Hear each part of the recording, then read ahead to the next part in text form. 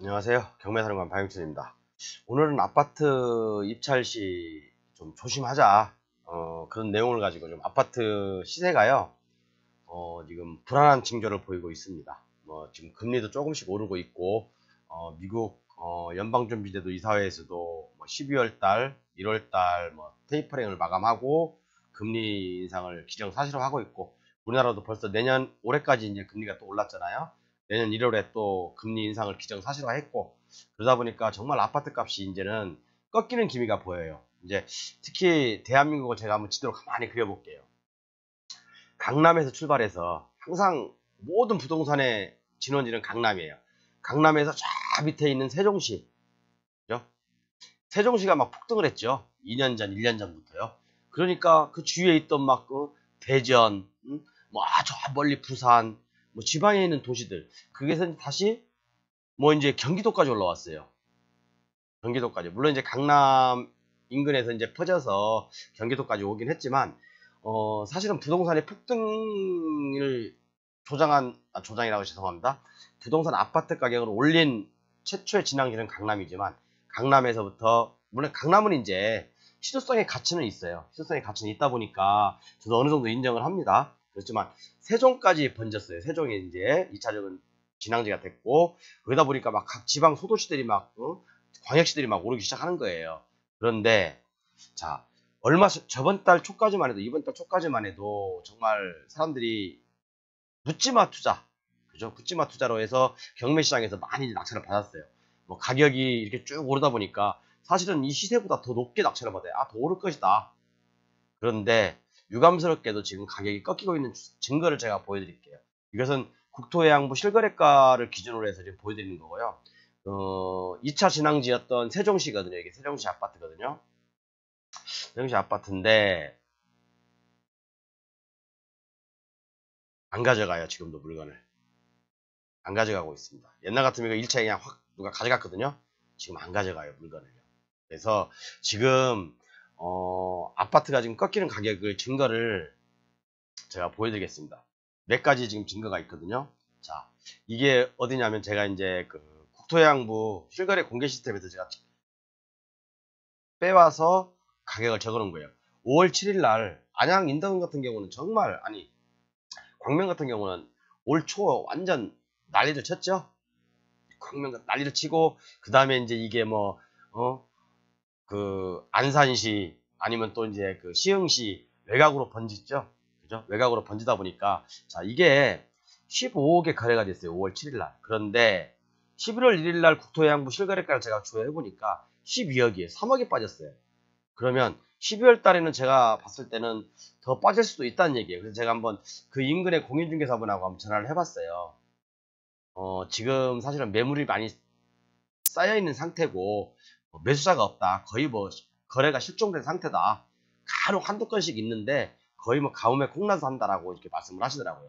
자, 그런데 사실은 이 12억도 실기력가인지는 모르겠어요. 증여일 수도 있고, 제가 말씀드렸지만요. 증여일 수도 있고 상속일 수도 있어요. 이것은 저도 몰라요. 근데 거래가 이렇게 됐다는 얘기예요. 자, 그럼 다른 거 하나 보여드릴게요. 자, 이것은 안양시 동안구예요. 인덕원 대우 아시죠? 84제곱미터. 자, 8월 3일 날 12억 4천만 원에 거래됐던 게요. 10월 19일 날 9억 8천. 그 이후에는 거래 없어요. 거래 없습니다, 여러분. 그죠? 주식도 마찬가지지만 모든 부동산 거래는요. 2020년 12월을 기준으로, 2020년에 최고 피크를 찍은 다음에요. 12월을 피크를 찍었어요. 그죠? 주식으로 얘기하면 완전 상투를 찍은 거예요. 거래량 상투. 이게 거래량이거든요. 거래량 상투를 찍고 지금은 거래가 지금 엄청 줄고 있어요. 제가 보여드릴게요. 그 데이터도.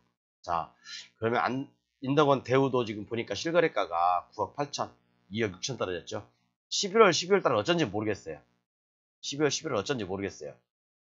자, 그런데 저는 이 거래가 아까도 전에도 말씀드렸지만, 아까 광명 예를 들면서 말했지만 상속인지 증여인지 모르겠어요. 증여일 수도 있다고 봐요. 그죠? 그렇지만 실질적으로 실거래가 등록된 게 이렇게 됐다는 얘기예요. 자, 그러면 우리가 긴장해야 되겠죠.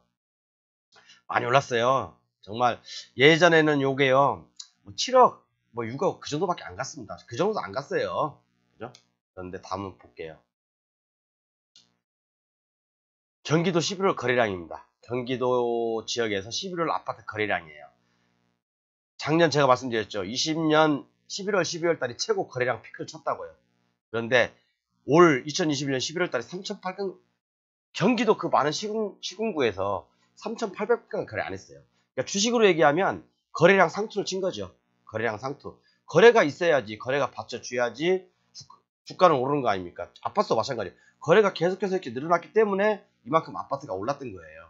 그렇지만 이제 주가가 이렇게 빠지면 또는 아파트 거래량이 이렇게 빠지게 되면요. 거래량이 받쳐주지 않으면 그죠? 호가 공백이 너무 크잖아요. 그 때문에 급락은 순간에 오는 겁니다. 급락은 순간에. 그래서 지금은 단적인 예로 제가 한번 설명을 해드려 볼게요. 자, 다주택자가 보유하고 있는 우리나라 대한민국 물량이 한 400만 호 돼요. 400만 호. 그 중에서 두 채 이상 보유하고 있는 분이 꽤 많고요. 그 다음에 임대사업자가 보유하고 있는 물량이 한 400, 여기 800만 호거든요. 한 400만 호 됩니다. 임대사업자가 보유하고 있는 물량이요. 지금 어느 정도 작년부터 물량 어떻게든 좀 떨이 과정이 진행됐던 것 같아요. 제가 봤을 때는요. 주식으로 한번 보여드릴까요? 그래서 이제 이렇게 거래량만 봐도 지금 누가 살려고 하는 사람이 없어요. 부동산에 한번 전화 한번 해보세요. 호가만 이렇게 올랐지. 그죠? 그리고 제가 만약에 집을 두 채 가지고 있어요. 뭐 서울에 한 채, 아니면 저쪽 이제 경기도 외곽 지역에 한 채. 집값이 떨어질 친구가 있으면 저는 어떤 걸 먼저 팔까요? 서울에 있는 걸 팔겠어요? 안 팔아요. 지방에 있는 걸 팔죠. 그죠? 항상 지방에 있는 게 서울에 있는 사람들이 아니면 돈 있는 사람들이 맨 마지막에 매수하면서도 요게 사실은 떨어지는 폭은 조금 늦어요. 예, 그런 단점이 있어요. 스무스하게 떨어지거든요. 스무스하게. 어느 순간에. 그죠? 스무스하게 떨어지다가 이게 지방 외곽 지역은 특징이 그런 것 같아요. 스무스하게 눈에 보이지 않게 떨어지다가 오를 때도 이렇게 갑자기 팍 올라요. 스무스하게 떨어지다가 어느 순간에 풍 빠집니다. 이게 바로 지방 소도시의 아니 경기도 외곽 지역의 아파트 특징 중에 하나예요. 이게요. 시세 거래되는 게요. 그런데 이제 이런 서울이라든가 아니면 이제 뭐 서울 인근 지역 같은 경우는 떨어지는 폭이 이제 눈에 보일 정도로 이렇게 좀 그렇게 하겠다. 세종은 지금 말할 것도 없습니다. 세종은요. 강남은 희소성 가치 때문에 지금 어느 정도 떨어지진 않고 있어요. 그렇지만 세종 같은 경우는 지금 어느 정도 좀 말 그대로 뭐 20, 30% 폭락이라고 봐야 되죠. 지금 하고 있어. 그렇게 진행되고 있어요. 한번 실거래가 국토 양보 한번 들어가서 보십시오. 여러분 다 보실 수도 있어요. 그리고 또 뭘 보여드려야 되나? 요거. 그래서 이제 중요한 것은 우리가 경매 시에 아파트 서울 아파트 경매 낙찰가율이잖아요. 제가 전전 강의 때 우리 정왕동에 아파트가 2억 3천에 거래됐는데 어느 분이 2억 7천에 받아갔다고 제가 한번 소개시키는 적이 있어요. 아니 한 10월 달에 거래도 한 3개월 동안 딱 거래 하나 된, 그러니까 이분은 아마 아파트 가격이 오를 거라고 가정하에 이렇게 받았던 것 같아요. 그렇지만 제가 경매를 하면서 느끼는 게 미납 사건이 지금 되게 많이 나오고 있어요. 그리고 옛날에는 아파트가 딱 나와서 1차에 다 그냥 가져갔거든요. 지금은 아까 보여드렸지만 2차까지 지금 가고 있어요. 그만큼 사람들이 보수적으로 접근하고 있다는 얘기거든요. 그러니까 12월 달, 11월 달에 고가의 낙찰을 받으신 분들은 조금 다시 한번 생각해 주실 필요가 있어요. 그래서 자, 낙찰가율을 보면 119.9에서 107.9 이 정도면 엄청 떨어진 거예요. 이 정도면요. 낙찰가율이 어마어마하게 떨어진 거예요. 그러니까 이 정도면 보통 1차 가격을 넘긴다고 하지만 이 정도면 2차 가격까지 떨어진다고 보는 게 맞아요. 그래서 우리가 경매하는 사람으로서 저도 이제 아파트 시세에 대해서 되게 이제 민감하거든요. 문의도 많이 오고 그러다 보니까 자, 저는 그렇게 항상 말씀드렸죠. 이미 폭등을 했고 서울, 그다음에 세종, 그다음에 경기도 인근, 서울 인근, 그다음에 지방 소도시, 뭐 세종부터 이제 폭락하기 시작했고 뭐 대구는 말할 것도 없고 대구는 미분양 지금 수득하고요.